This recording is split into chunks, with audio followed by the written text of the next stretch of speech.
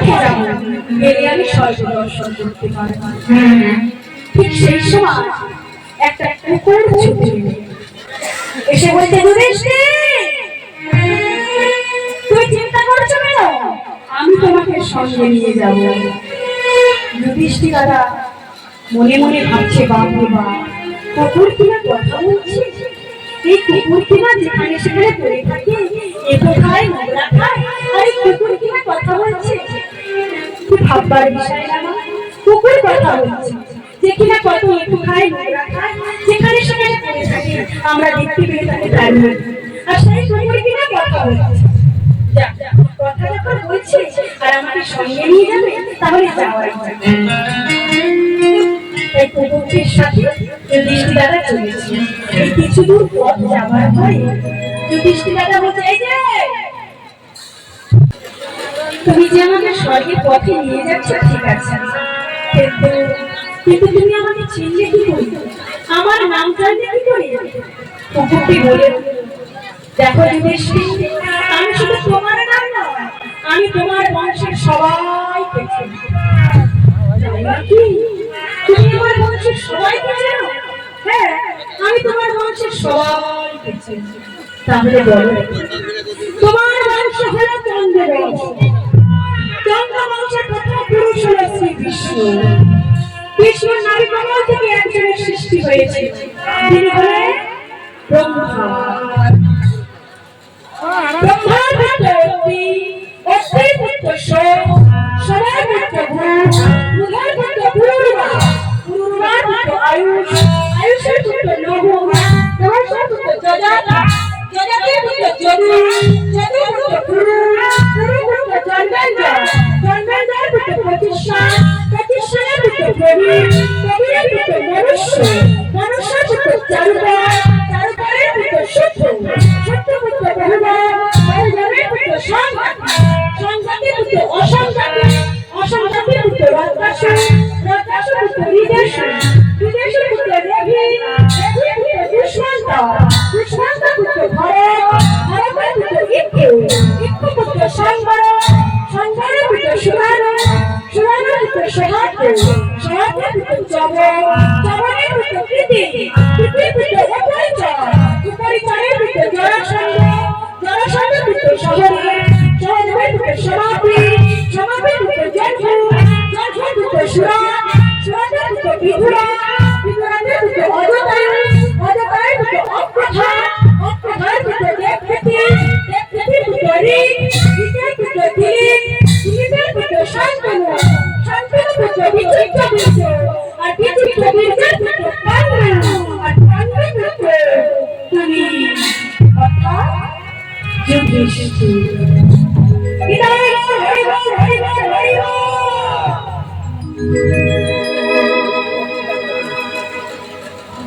যুধিষ্ঠির দাদা মনে মনে ভাবছে, ঠিকই তো বললো আমার বংশ পরিচয়, তাহলে নিশ্চয়ই ঠিক হবে। বেশ বেশ, চলো তুমি আমার সাথে করে নিয়ে চলো স্বর্গের পথে। এই কুকুরটির সাথে দাদা যুধিষ্ঠির চলেছে স্বর্গের পথে। এই পথ চলতে চলতে চলতে চলতে হঠাৎ স্বর্গের দ্বারে গিয়ে উপস্থিত হয়েছে।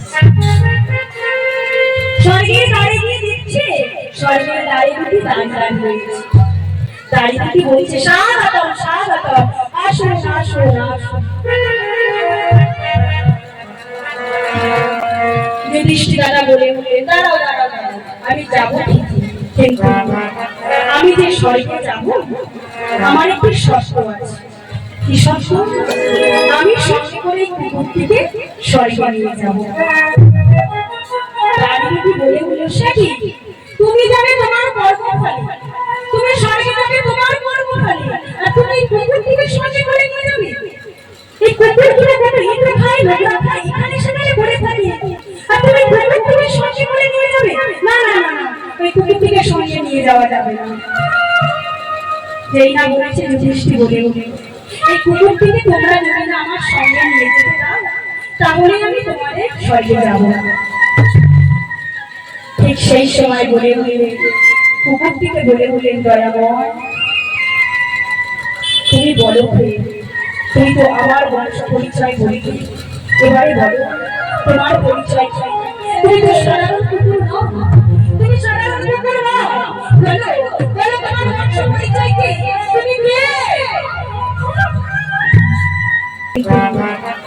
যে স্বর্গে যাব আমার একটি শর্ত আছে। কি শর্ত? আমি সঙ্গে করে কুকুরটিকে স্বর্গে নিয়ে যাব। রানীটি বলে বলল, সে কি, তুমি যাবে তোমার কর্মফলে, তুমি স্বর্গে যাবে তোমার কর্মফলে, আর তুমি কুকুরটিকে সঙ্গে করে নিয়ে যাবে? এই কুকুরগুলো কত ইঁদুর খায়, নোংরা খায়, এখানে সেখানে পড়ে থাকে, আর তুমি কুকুরটিকে সঙ্গে করে নিয়ে যাবে? না না না, ওই কুকুরটিকে সঙ্গে নিয়ে যাওয়া যাবে না। যেই না বলেছে যুধিষ্ঠির বলে উঠে, এই কুকুরটিকে তোমরা যদি না আমার সঙ্গে নিয়ে যেতে চাও তাহলে আমি তোমাদের স্বর্গে যাব না। ঠিক সেই সময় বলে উঠলেন, কুকুরটিকে বলে উঠলেন, দয়াময় তুমি বলো, তুমি তো আমার বংশ পরিচয় বলতে, এবারে বলো তোমার পরিচয় চাই। তুমি তো সাধারণ কুকুর নও, তুমি সাধারণ কুকুর নও, বলো বলো তোমার বংশ পরিচয় কি, তুমি কে? কুকুরটি বলে, যুধিষ্ঠির তুমি ঠিক বলেছ যুধিষ্ঠির, আমি কুকুর নও, আমি হলাম ধর্মপুত্র। ওমা, তাই যুধিষ্ঠিরকে সবাই আর এক নামে চেনে। তাই যুধিষ্ঠিরকে কি বলে? যুধিষ্ঠিরকে কি বলে? ধর্মপুত্র যুধিষ্ঠির। যে কুকুর এসেছিল সে হলো স্বয়ং ধর্মরাজ, ধর্মকে আশ্রয় করেছিল, ধর্মকে আঁকড়ে ধরেছিল, তাই ধর্ম স্বর্গের রাস্তাটা দেখিয়ে। আমরা যদি ভগবানের প্রতি বিশ্বাস করি, ভগবানকে যদি আঁকড়ে ধরতে পারি, তাহলে ভগবান ঠিক আমাদের একদিন না একদিন ওই গরিবকে রাঙা চরণে, আগুন চরণে ঢালবে। ভগবান আমাদের অনেক কিছু দিয়েছে, ভগবান অনেক কিছু দিয়েছে। 84 লক্ষ জমি ভ্রমণ করে তবে আমরা এই স্বাধীন দেব। ওমা, 84 লক্ষ জমি ভ্রমণ করে আমরা স্বাধীন দেব। ওমা, এই দেব দুর্লভ দেহ বলা হলো কেন? মানব দেহকে দেব দুর্লভ দেহ বলা হলো। মানব দেহকে কেন দেব দুর্লভ দেহ বলা হলো? আরো তো পশু পাখি ছিল, বাঘ, ভালু, হাতি, ঘোড়া, অনেক কিছু ছিল, তাদের কিন্তু দেব দুর্লভ দেহ বলা হলো না। এই মানব দেহকে দেব দুর্লভ দেহ বলা হলো। কেন বলা হলো? কারণ ভগবান প্রতিটি জীবের মধ্যে একটি জায়গায় বিরাজ করেন। আর এই মানব দেহের মধ্যে ভগবান 18টি জায়গায় বিরাজ করেন। এই 18 কথাটি খুবই মূল্যবান কথা, খুবই গুরুত্বপূর্ণ কথা। কারণ 18 অধ্যায় গীতা, 18 পর্ব মহাভারত, 18 দিনের কুরুক্ষেত্র যুদ্ধ, আবার 18 মহান তত্ত্ব দিয়ে আমাদের মানব দেহটাকে मेरा मन पंछी बोले वृंदावन जाए, वृंदावन में लगा पता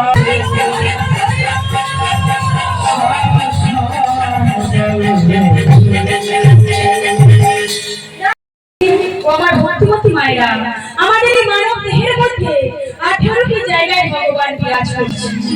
কোথায় কিভাবে কিরূপে বিরাজ করছে আপনারা একটু শ্রবণ করুন।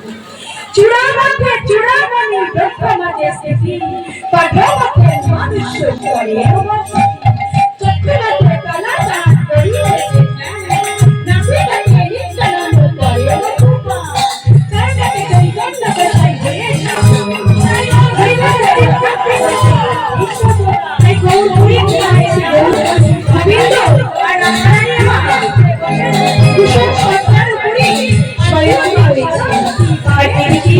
সবাই টাকা দিচ্ছে, আর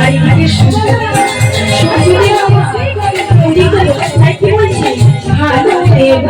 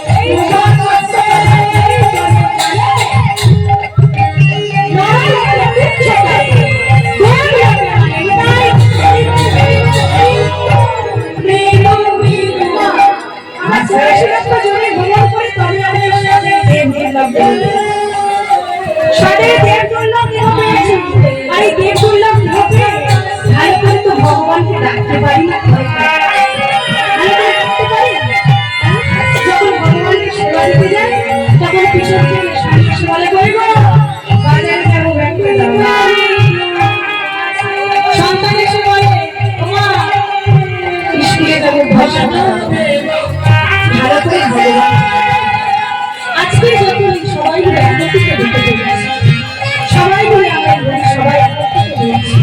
আসুন না আমরা সেই ভগবানকে ভগবান ছাড়া আমাদের এই হরিনাম ছাড়া কিন্তু আমাদের কোনো গতি নেই। এই চলুন আমরা একবার ভগবানের নাম করি। ভক্তি ভক্তি মায়েরা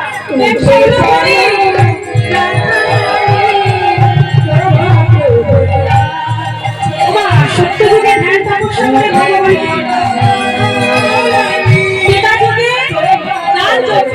তারপরে আর এই কলিযুগে শুধু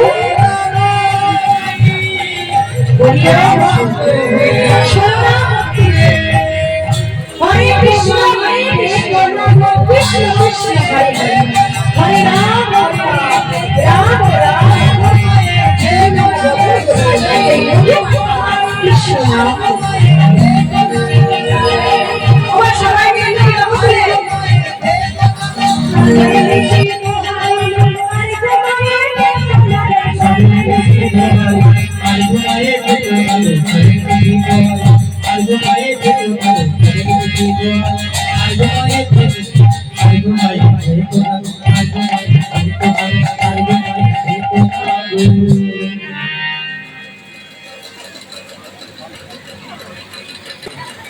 সূর্যদেব অর্থাৎ ভাবনের ডাকছে তো ভাত হয়ে গেছে তাই রাধারানী অষ্টসখী তারা বরাবরই করছে। রাধারানীর দিকে আছে শাশুড়ি ননদী, রাধারানীর দিকে আছে শাশুড়ি ননদী, এমনকি স্বামী আছে। তোমার রাধারানীর শাশুড়িকে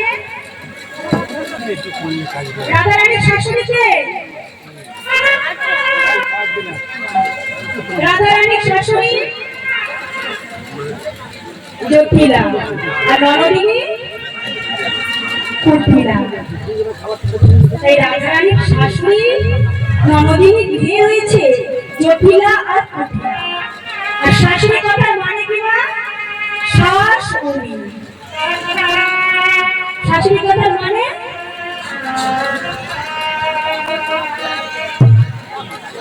যার নাম শুনলে শ্বাস উড়ে যায়। তবে কলিযুগে একটু আলাদা। তবে এখানকার মায়ের কথা বলছি, এখন কিন্তু শাশুড়ির কথা শুনলে বৌমাদের শাশুড়ি যায়। তবে এখানকার মায়ের কথা বলছি না, আমাকে অপরাধ নেবেন না, আমাদের দক্ষিণ চব্বিশ পরগনার কথা বলছি। বৌমাদের কথা শুনলে শাশুড়িদের শ্বাস হয়ে যায়।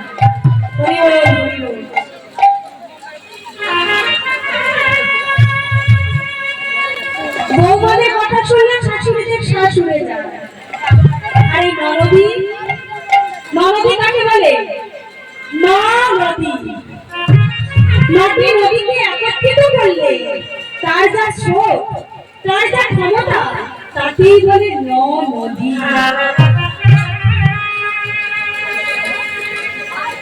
কারণ ভাগ্যে যদি এইরকম শাশুড়ি ননদী জোটে, তার এলাকার দরকার দুই কালই চলে যায়। তাই এই শাশুড়ি ননদী রয়েছে, তার কি বুকে ভয় নেই? এখনো শয়নে রয়েছে। যদি বৃন্দাবন বসে জানতে পারি, দেখতে পারো যে গোবিন্দকে সঙ্গে নিয়ে রাধারানী আমার শয়নে রয়েছে। আর অষ্টসখীরা মনে মনে ভাবছে, চল আমরা রাধারানী কেমন ভাবে শয়ন করে আছে আজ আমরা দেখব। এই সখীরা ধীরে ধীরে গিয়ে দেখছে। এই সখীরা দেখে এসে বলছে, রাজার মেয়ে, তাহলে তুই অমর করে ঘুমাবি? গোবিন্দের পক্ষে পাড়িতে রাধারানী আমার গোবিন্দের পক্ষে পাড়িতে ঘুমাচ্ছে। সখী বলছে,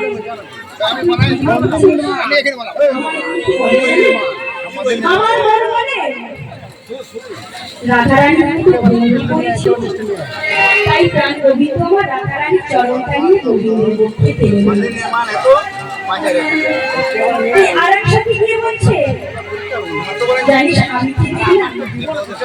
আমি কি দেখলাম জানিস?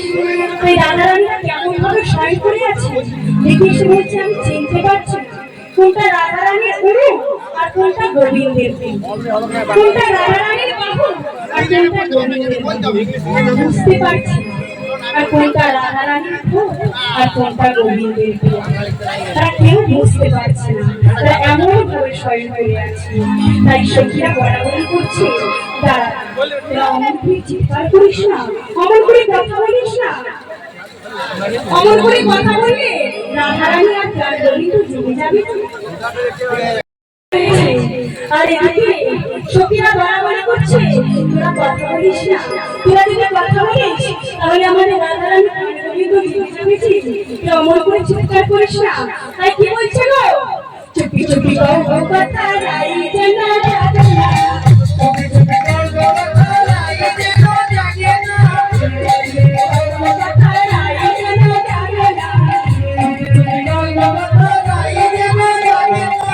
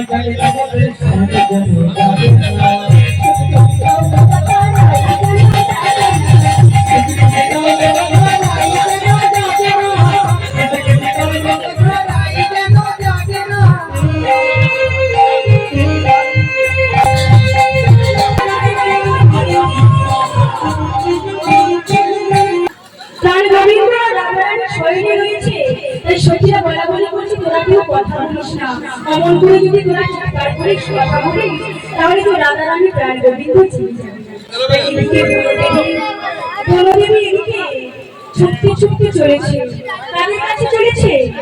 সুখ সারির কাছে চলেছে, সুখ সারির কাছে ছুটে চলেছে। তোমরা তো নিত্য নিত্য আমার রাধা গোবিন্দকে জাগিয়ে দাও, তাহলে আজকাল তোমরা নিত্য কর্ম থেকে বঞ্চিত আছো। দাও দাও দাও নিত্য কর্ম তোমরা থেকে রাধা গোবিন্দকে জাগিয়ে দাও। শোকসারি বলে উঠলে আমরা বললাম শোকসারি, আমরা যে বড় ভালোবাসি রাধা গোবিন্দকে, আমরা বড় ভালোবাসি, তাই আমরা রাধা গোবিন্দকে স্বয়ং থেকে জাগাতে পারবো না। তাই আমি ভগবানের চরণ ধরে অনুরোধ করছি, আপনাদের হয়ে ভগবানের কাছে আমি প্রার্থনা করছি, তারা যারা প্রাণ করেছে তাদের যেন ভগবান সর্বসময় শরীর ভালো করে, সংসার মঙ্গল করে, সবাই যেন ভালো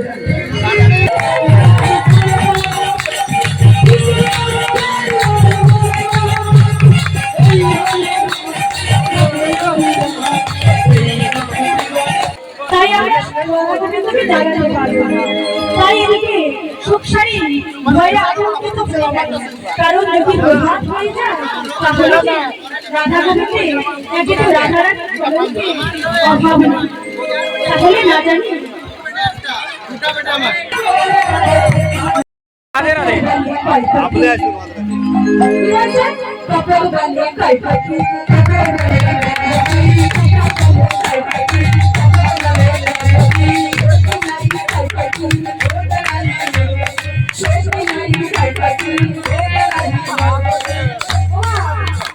আপনাদের কয়টি করে প্রতিমা?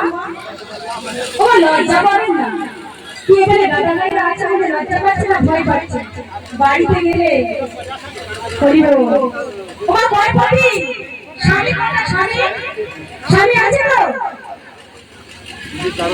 আমার মায়ের আমরা বুঝতেই পারছি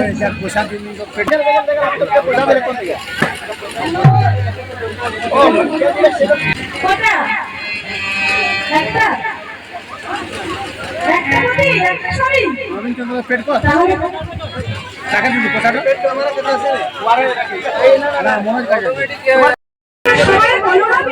বৃন্দাবনে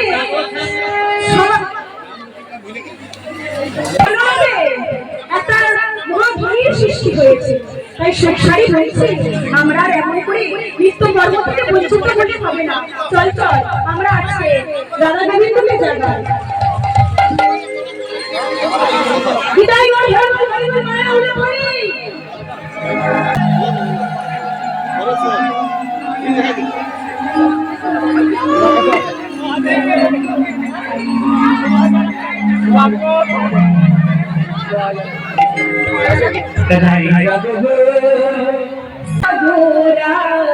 জাগো বলে সুখসারি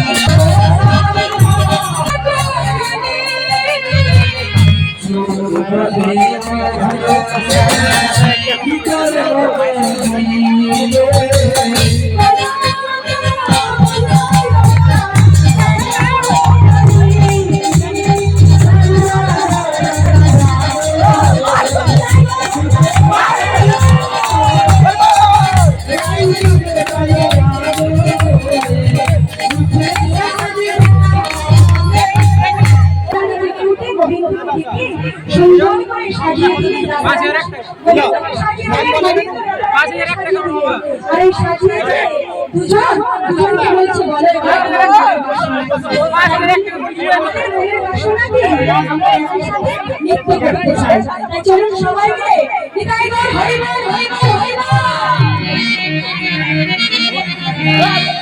রাধা রাধা